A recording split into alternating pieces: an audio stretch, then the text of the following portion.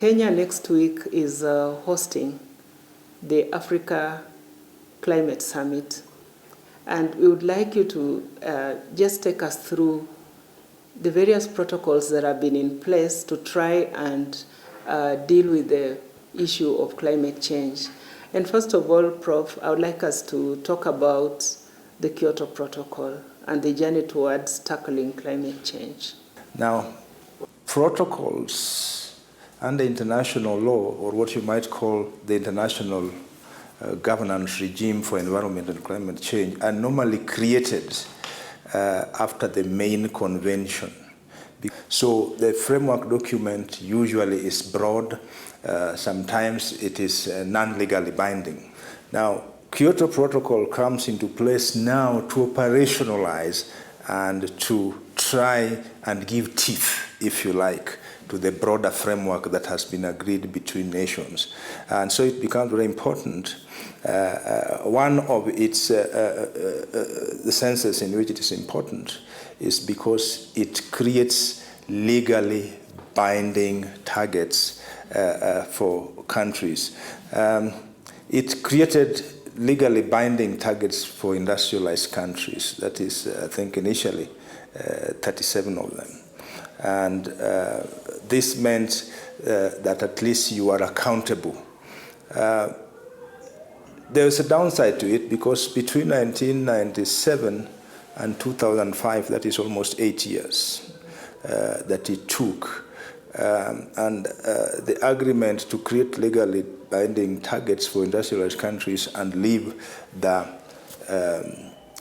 developing countries and the least developing countries, on the face of it was a good thing. But with time, it was realized also that created its own problems.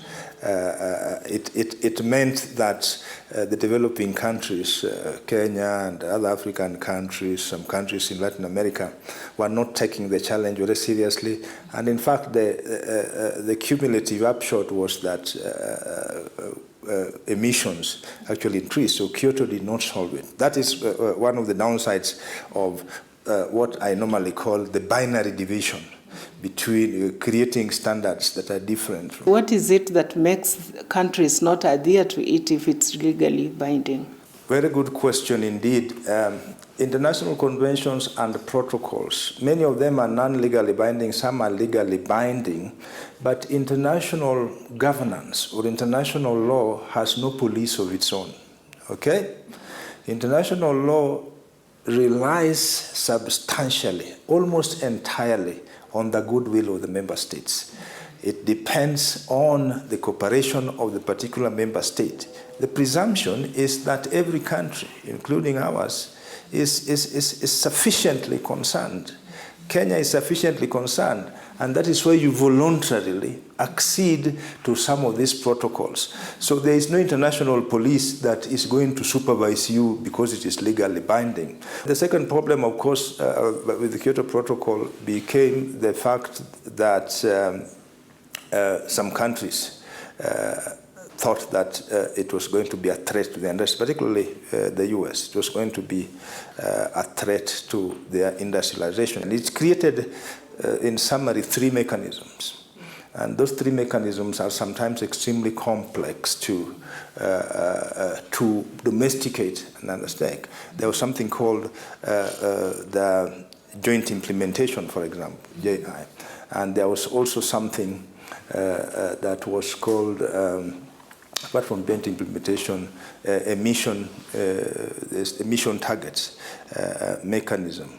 And also there's another one on carbon trade. So it's about three mechanisms, but very complicated indeed, divided countries into Annex 1 and non-Annex 1 countries with all those targets. So it was a fairly complex one. So you can see even the journey to its adoption from 1997 to what is called the first commitment period to 2008 to 2012 took very long. Can we then say that the complexities of the mechanisms that were supposed to be put in place to realize, the goals that had been set out are some of the issues that might have made it not really get realized? I think some of the countries tried. The complexities were there.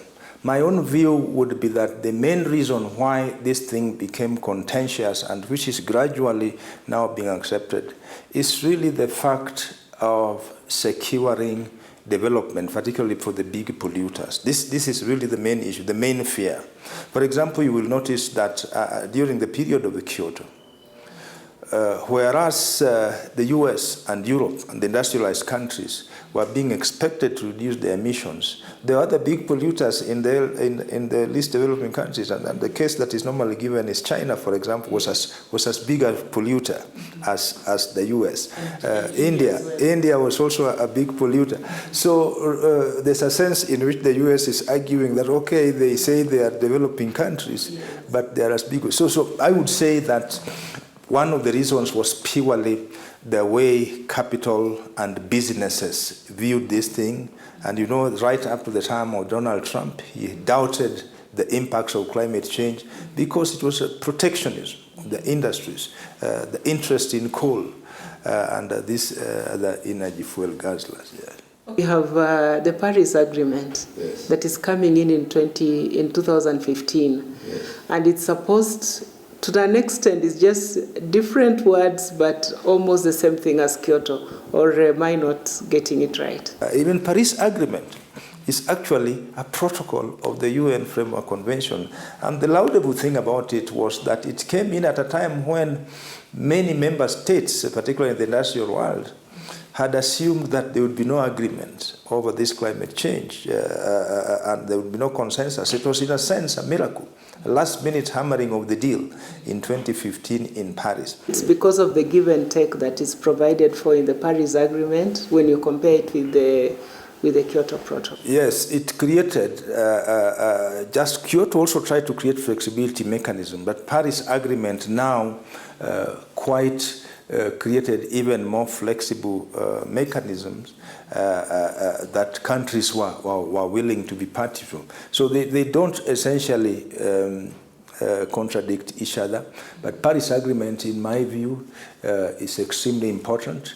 People still look at Kyoto Protocol, but you must see them as all being part and parcel of the UN Framework Convention. Okay, still talking about the United Nations Framework Convention on Climate Change, with all these protocols that this particular entity has come up with, are we seeing headway towards tackling climate change? I think there's a lot of progress being made now. There's much progress, there's much to be done. Protocols are important. There are areas, as you may know, in which the global community working together, cooperating together, collaborating on major challenges, there have been achievements.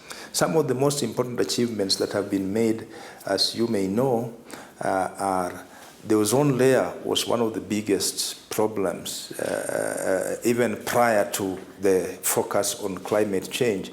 And in fact, the UN Framework Convention on Climate Change draws much of its strength from what is normally known as the Vienna Convention on Substances that deplete the ozone. Actually, that is the template that all conventions and protocols have done. The ozone layer is one of the most laudable successes. I would like to believe that because of the Paris Agreement and because of the efforts, however minimal, under Kyoto and under there are successes. There is a much more growing awareness by people.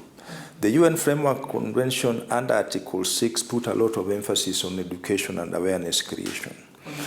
Yes, on that. And this is the one article that has again been repeated and elaborated as Article 12 in the Paris Agreement. Meetings such as the African Climate Summit, I believe, are creating much more awareness. Even in this country, in Kenya, many people might not know, but I think there has been some laudable achievements, particularly in the use of non-fossil fuels and so on. There was an era back a few years ago when you see the government was putting a lot of emphasis on energy-saving vehicles, and I think there are major efforts. Now we have the Africa climate summit coming up in Nairobi. What are your thoughts, considering that, yes, we already have protocols that are still running to deal with the same issue, and now we have an African push towards tackling climate change? What are your thoughts? Throughout the world, throughout the civilized world, throughout the industrialized world, it is important that regions organize themselves. I believe this is what the African collective is trying to do. I've participated in quite a few conferences of the parties, and I've always seen that our delegations, sometimes you only meet when you have, say, reached in Glasgow, or you have met in Sharm el-Sheikh. In global negotiations of this type, whether it is in trade or climate change, other blocs usually meet. There are a series of meetings with a view to developing what in global negotiations is called common positions. I believe that the underlying motive for an African Climate Summit is actually to put together an African voice so that you are stronger. So I do hope that the summit will come up with a fairly common position, particularly in relation to the big challenge of funding. You know, the Paris Agreement promised some $100 billion, which I understand has not been realized in some way. Whenever I've attended the COPs, the last one in Glasgow 26, almost every leader from the developing world is talking about resources and funds because they need it, and it is normally not loose change. So I do hope they'll come up with a common position on this, but I would like to emphasize, based really on my own experience, yes, the call for resources, particularly from the global north, is the reason why I think it is Article 8 on loss and damage of the Paris Agreement, because the loss and damage was really to help us achieve compensation from the damage caused by the West.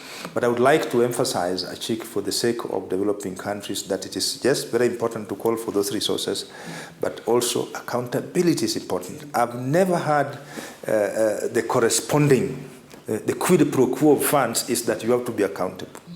It is important to emphasize that ultimately our dealing with the climate change will depend on what our governments seriously do, not what they just talk about. Everybody's talking about action, not speeches anymore. So it is terribly important to put in place measures that encourage accountability even if you get funds. We must build local capacities. That's the question I wanted to ask, Prof. That yes, the Paris Agreement made a provision that the developed countries set aside $100 billion to assist developing countries to be able to put in place mechanisms to reduce greenhouse gas emissions. But then when we look at the issue of capacity, these countries are not putting in place modalities that will then create the capacities that are required to be able then to access those funds.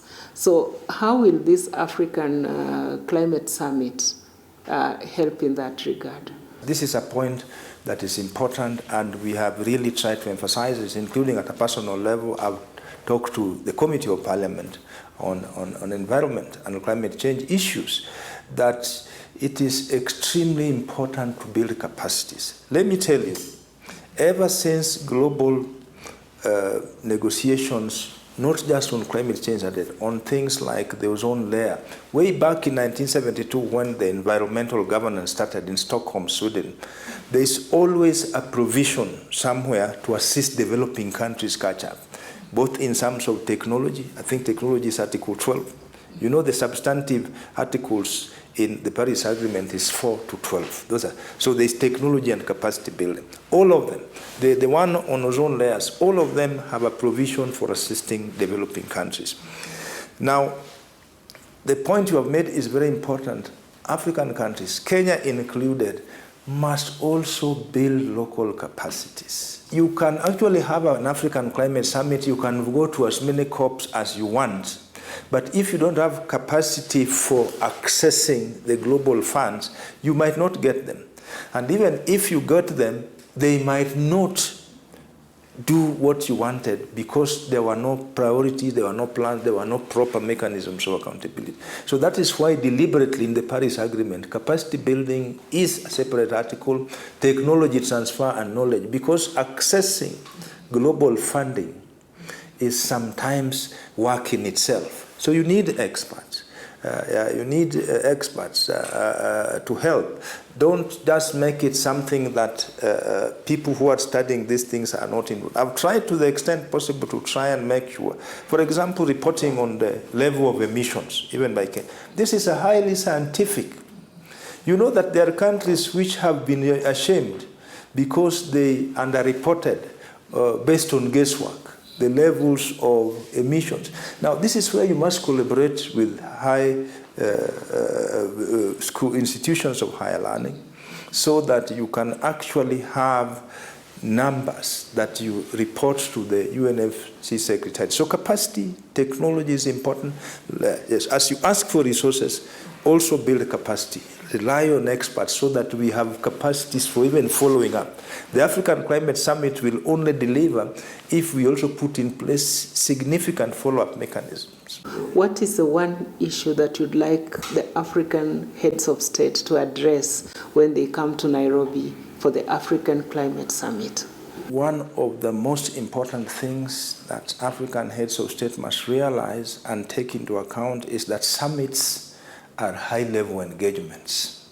They are high-level engagements. Many serious policy pronouncements will be made.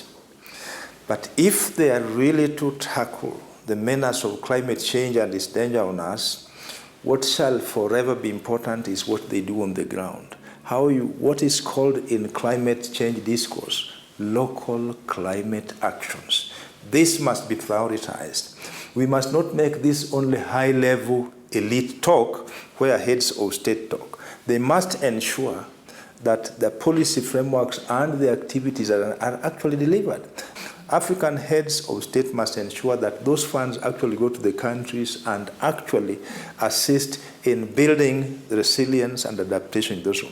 Otherwise, the summits would just be talk shows. A lot of them are, there's a lot of high-level talk, but so what you do as a member state is what will help us, not what you talk about. What you do as a member state is what will help us. That is Professor George Outa.